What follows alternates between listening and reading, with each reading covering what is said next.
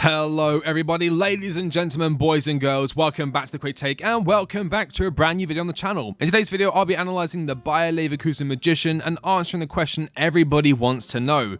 Do Chelsea really need Florian Wirtz? Before I continue, I would like to quickly remind you I am running a giveaway with OwnASaber.com where at 15,000 subscribers you could be in with a chance at winning the King of London lightsaber, the perfect saber for every Chelsea fan. 3 participants will be chosen and all you have to do to enter is subscribe to the channel and check the pinned comment down below for more information. And with that, on with the video. I think a good place to start when answering a question like this is to get a better understanding as to what Chelsea actually need.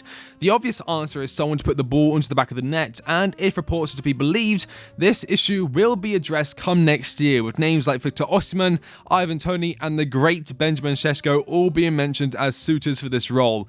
However, it is my opinion that football is more complex than just adding a world-class finisher to an attack. Yes, our attackers miss a lot of chances, but are the chances created good enough to always result in a goal? Another issue Chelsea have struggled with for some time now is dealing with teams that play a deep, low block. Although it's a rather simple way to play football, put as many players in front of the goal as possible and then spring a counter-attack when given the opportunity, it has plagued Chelsea's ability to walk away from matches with all 3 points when all was said and done for many years now. And so the question changes to actually become, what type of chances does a player like Florian Wirtz actually create?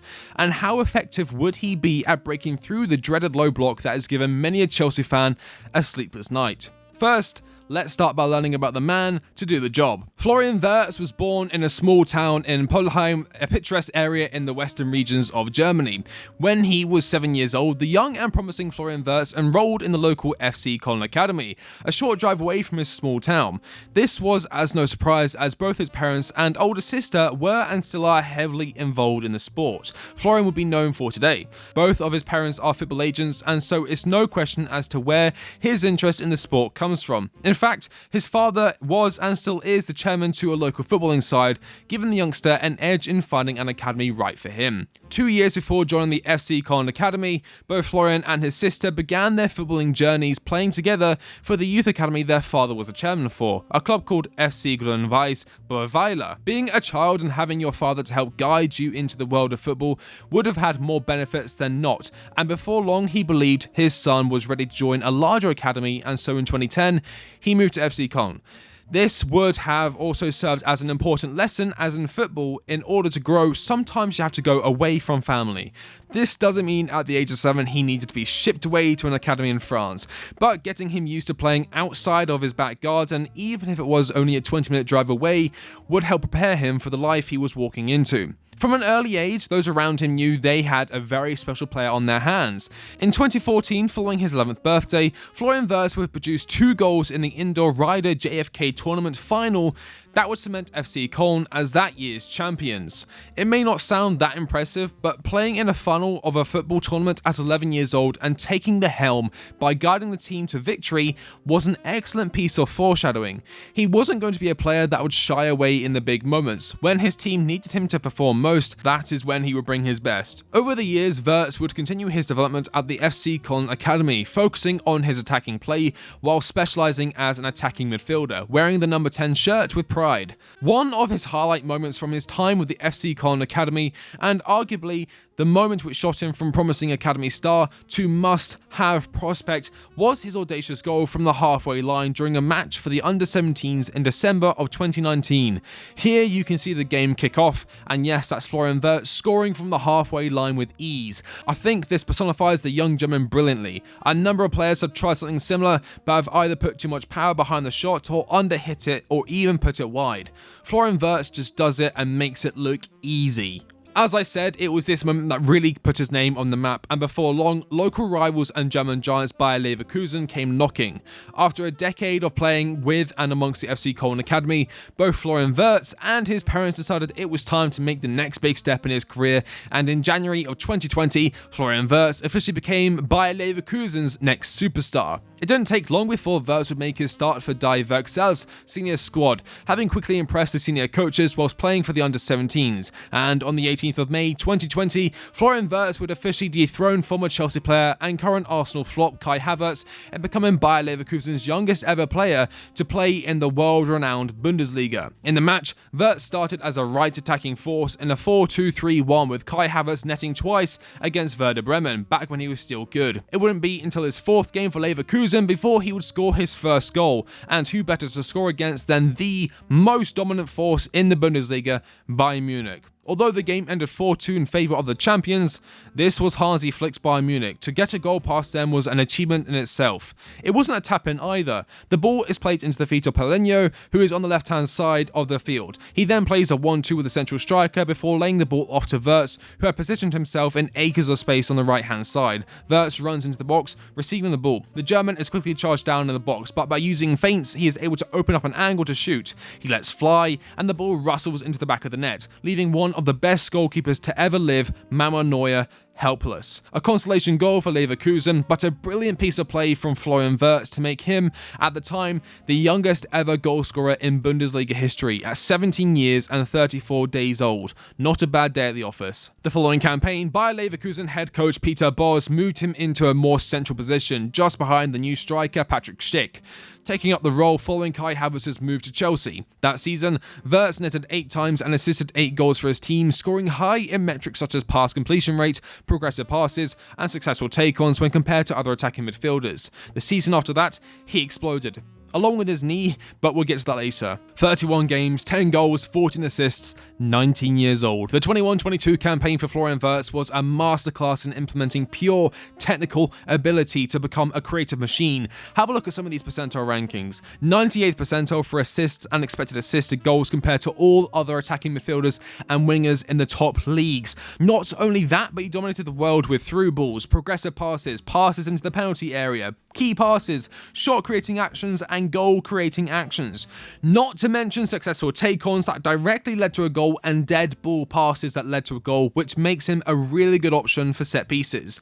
You might be wondering why I'm just throwing stats at you, and I'd understand your frustration, but what these key underlying metrics show is that Wirtz is incredibly attack-minded. His focus is to take the ball and either using his superior dribbling ability to break past defenders into the box, creating a goal-scoring chance, or find a pass into an attacking player in the box, a pass which is then usually turned into a goal. One of Chelsea's biggest issues with our attacking play is our struggle breaking into the box against teams who play a low block, as mentioned earlier. What usually happens is Chelsea dominate possession, pass it around the back before playing a ball down one of the flanks. The attacking winger or overlapping fullback receives the ball, but they are crowded out. The ball is then moved into a more central area before two things happen. Either a player attempts a ball into the box, which is either intercepted or overhit, so it goes out for a free kick, or they continue to rinse the ball to the other side of the field, in which the winger and or the overlapping fullback is met with the same issue. Rinse and repeat. Having a player like Florian Wirtz would do wonders, not just for the attacking play and output from the Chelsea attack, but for the sanity of the Chelsea fans who will no longer have to watch their team struggle to create a chance of any real threat before inevitably we lose possession, the opponents spring a fast counter-attack, catching our defenders completely out of position, seeing as the fullbacks are bombed forward up the field, and before you know it, we're 1-0 down and the opposing team sits with an even deeper low block with a greater determination as to not let a single ball enter the penalty area uncontested. Sound familiar? Wirtz breaks this cycle. An argument against Wirtz's ability to transform Chelsea's attack when dealing with low blocks could be that in the Bundesliga, low blocks are far less prevalent when compared to the Premier League. To that I say bah humbug. A reason as to why Chelsea end up facing a nigh impenetrable wall of players is our decision making during the attacking phase. A lot of the time when we do win the possession back, we have a chance to make an important attack.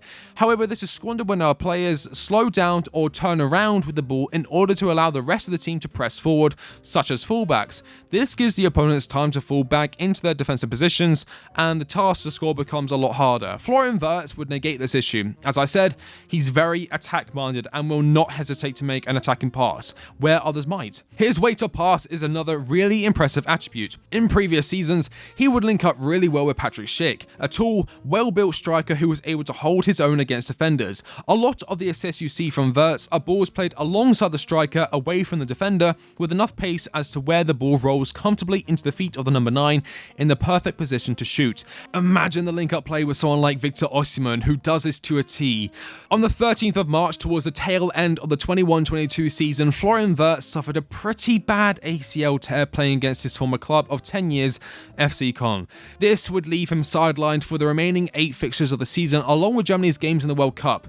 He was still out for a considerable amount of time coming into the 22-23 campaign, being sidelined for all of Bayer Leverkusen's Champions League fixtures, along with the first 15 games of the season. He made his long-awaited return, coming on as a late-game substitute against Borussia Mönchengladbach, and by the following game, he already had an assist, continuing his bright form.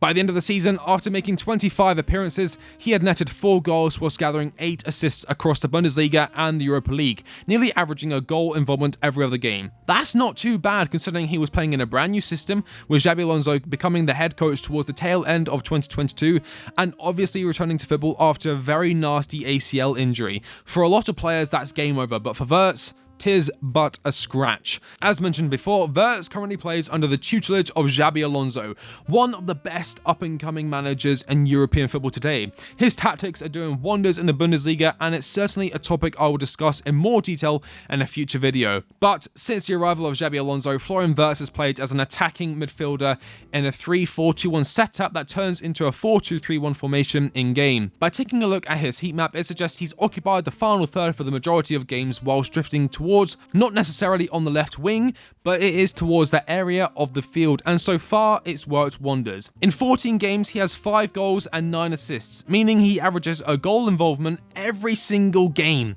Bear in mind, it was only a year ago when he suffered his big injury, and now he's playing better than ever. He's heavily involved in the attack, and with XABI Alonso's pass and go system, his passing metrics are through the roof, with an emphasis on through balls, key passes, and progressive passes, all working the play towards the back of the net. He's not just a great passer, on the ball, he's technically astute. It's almost as if he has magnets in his boots when you watch him play as he manipulates the ball and weaves his way around players. This, of course, is a brilliant trait to have in the Premier League if you aren't as physically gifted as some other players. Having this level of ball control allows players like Wirtz to not only get past bigger opponents with ease by using their own size and momentum against them, it also provides him with the ability to win fouls in dangerous areas, the areas in which he operates in. This again would be advantageous to a side like Chelsea, as it leaves Enzo Fernandez or potentially Florian Wirtz to work their magic, and with a striker like Victor Osimhen in the box, who is known for his heading ability, an excellent pathway to goal is created. And so that leaves us with a final question, as I have now answered what type of chances Florian Wirtz creates, along with how his addition to the side allows Chelsea to break through the low block teams. Where does he fit into this Chelsea side? Well, this is a very good question, as Chelsea have a number of attacking players who could arguably challenge Wirtz for his position. Let's just assume Chelsea continue with the 4-2-3-1. I would assume the team sheet would look something like this, taking into account the rumoured business we can expect come the January and summer transfer window, when it is most likely Florian Wirtz will come in. In net, the goalkeeper position is contested. Although Robert Sanchez and George Petrovic joined Chelsea in the summer window, it is believed Chelsea are still after a new goalkeeper. Names like Diogo Costa, Aaron Ramsdale and Mike Mainan have been mentioned. I prefer Costa, and so that is the name I will place in net. However, anything can happen. Chelsea start a defensive line of Marc Cucurella, Levi Colwill, a new centre-back, and Reece James. The centre-back position is another area which Chelsea will look to strengthen. My choice would be Antonio Silva of Benfica. However, other names have been mentioned, including Ousmane Diomande of Sporting and Lenny Yoro of Lille. If you would like to see me do a full breakdown for all the centre-backs linked with a move to the Pride of London, let me know in the comment section down below. A midfield pivot partnership of Enzo Fernandez and Moises Caicedo, with Fernandez acting as a creative 8 and Caicedo a destroyer. A lot of the transitional play from the defence to the attack needs to come through Fernandez, who is up there with the best ball-playing midfielders in the world. Finally, an attacking trio of Mykhailo Mudryk, Florian Wirtz and Cole Palmer, with the new striker, well, playing at striker. In my opinion, the perfect man to complement this attack would be Victor Osimhen. His finishing ability is unreal. He's a lot like Caicedo in the fact that he grew up and still is a Chelsea fan. He ticks all the boxes. Also, Osimhen is the perfect striker to link up with Florian Wirtz. A lot of chances Wirtz creates for Boniface and previously Schick are exactly what Osimhen would thrive off of. In game, I would expect to see the team move into a shape like this. Reece James would move higher up the field, keeping the width on the right, with Mudryk doing the same on the left. Palmer would move into a slightly slightly more central position, which would work fine. Wirtz to his left, with Osimhen being a nuisance to the poor defenders whose task it is to keep him quiet for 90 minutes. Chelsea have had their injury issues, like many other teams, however, it's certainly been more prevalent within the London club. I have no doubt players like Christopher Nkunku, Romeo Lavia, Malo Gusto, and even Conor Gallagher will get sufficient game time. Each team requires a different solution to breaking down the defensive and offensive setups. Different players will be more suited for this role. Losing the midfield battle, take off Cole Palmer and bring on Gallagher, who can still link up the attack, but is more than willing to get stuck into challenges and put his body on the line. It's a good problem to have, and I'm certain any manager worth their salt would be more than capable of finding a brilliant solution. According to Sport, a deal for Florian Wirtz would cost over 80 million euros, which is pennies for Todd Boehly, and is certainly worth it for a player of this level. I'm going to end it on this. You can bring in Victor Osimhen and he'll get you 20 goals a season minimum. Or you could get Victor Osimhen, complement him with Florian Wirtz, and now you're looking at 30 goals a season. Your move, Todd Boehly. Thank you all for watching. If you liked what you saw, why not subscribe to The Quick Take and like the video? It helps share it with more people like yourself, and it helps me out too. If you want to learn more about Kendrick Paez, one of Chelsea's best up-and-coming stars, make sure to check out the sensational rise of Kendrick Paez on my channel. I have been The Quick Take, and I will catch you on the next one. See you later.